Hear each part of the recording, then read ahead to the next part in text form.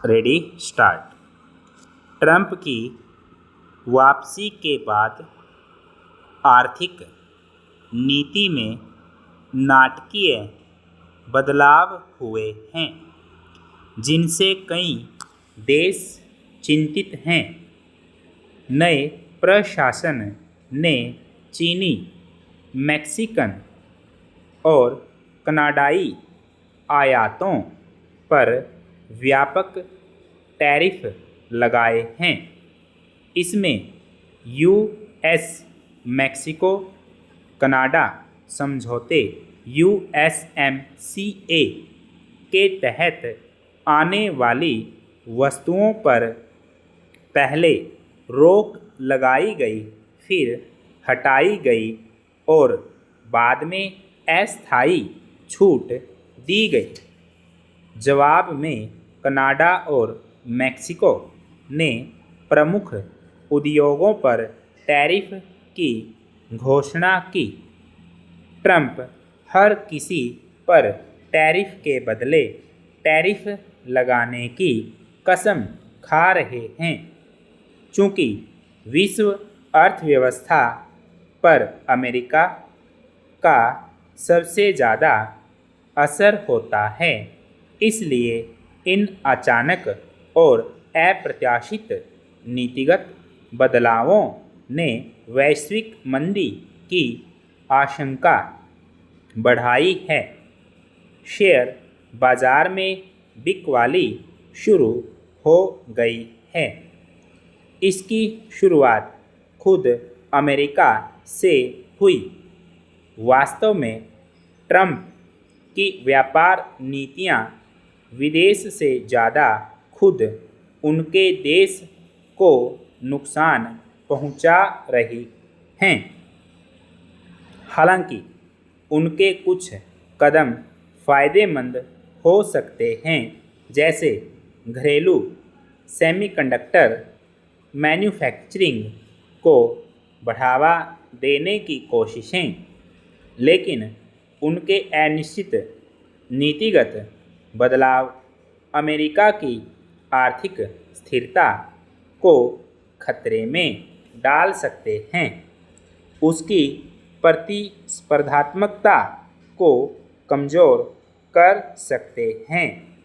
Trump लंबे समय से इस बात से निराश हैं कि कई देशों के साथ अमेरिका का व्यापार घाटे में चल रहा है।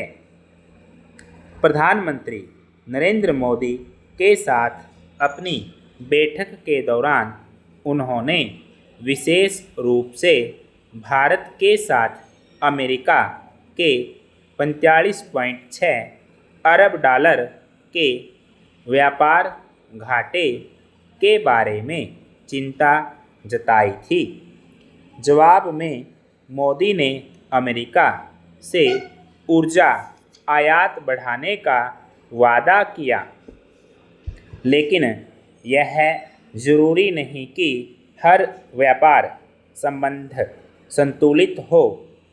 व्यापार असंतुलन वैश्विक कारोबार का स्वाभाविक हिस्सा है, जो बड़े पैमाने पर उत्पादन कर सकने वाली अर्थव्यवस्थाओं को सक्षम बनाता है।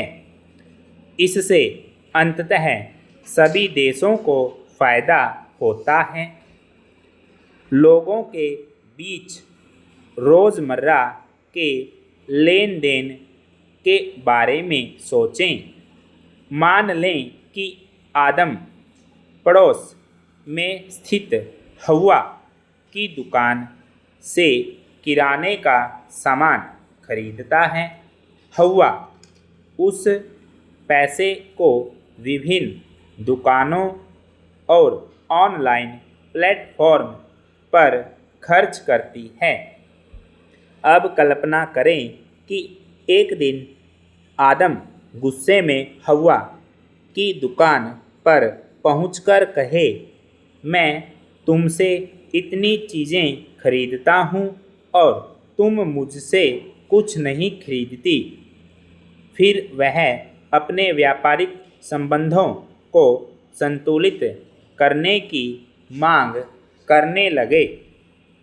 यदि हर कोई ऐसी शर्तों पर जोर देने लगेगा तो कारोबार ठप हो जाएगा और समाज वस्तु विनिमय प्रणाली की ओर लौट जाएगा।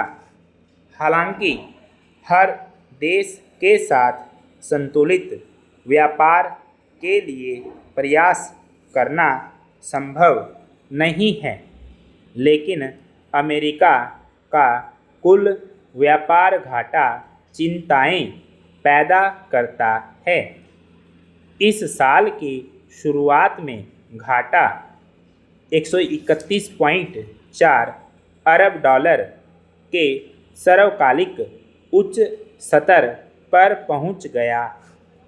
इसका मतलब यह है कि अन्य देश अमेरिका को सामान बेच रहे हैं और कमाए गए डॉलर का एक हिस्सा अपने पास रख रहे हैं। लेकिन यह समझना भी जरूरी है कि ऐसी मुद्रा होने की कीमत चुकानी पड़ती है जिस पर दुनिया भरोसा करती हो और उस पर वह निर्भर भी हो। कोई भी व्यक्ति स्वेच्छा से उत्तर कोरिया को सामान नहीं बेचेगा और भविष्य में इस्तेमाल के लिए उत्तर कोरियाई वॉन का भंडारण नहीं करेगा। दूसरी ओर डॉलर ग्लोबल रिजर्व करेंसी के तौर पर काम करता है क्योंकि दुनिया को इसकी स्थिरता पर भरोसा है। ट्रंप के टैरिफ से डॉलर की वैश्विक भूमिका कमज़ोर होने का खतरा है। ट्रंप जवाबी टैरिफ की बात करते हैं, यानी वे एक एक उत्पाद के हिसाब से बराबर टैरिफ लगाना चाहते हैं। उनका यह रवैया उन्हें और उनकी चुनावी रैलियों में शामिल लोगों को तो पसंद आ सकता है, लेकिन इसमें संदेह है कि यह कितना असरदार होगा। आखिरकार व्यापार मूल रूप से तुलनात्मक लाभ से ही चलता है।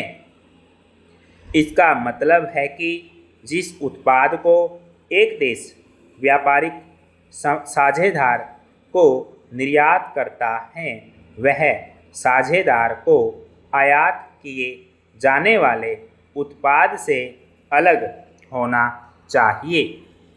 उदाहरण के लिए, एक देश हवाई जहाज आयात करे और दवाइयाँ निर्यात करे।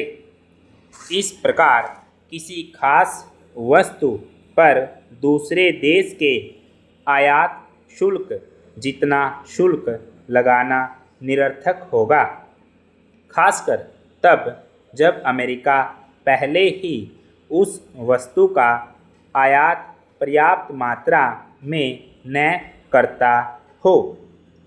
कुछ समय के लिए डोनाल्ड ट्रंप की व्यापार नीतियां निस्संदेह दुनिया भर में आर्थिक कठिनाई का कारण बनेंगी, लेकिन लंबे समय में सबसे बड़ा नुकसान उनके देश अमेरिका को ही हो सकता है।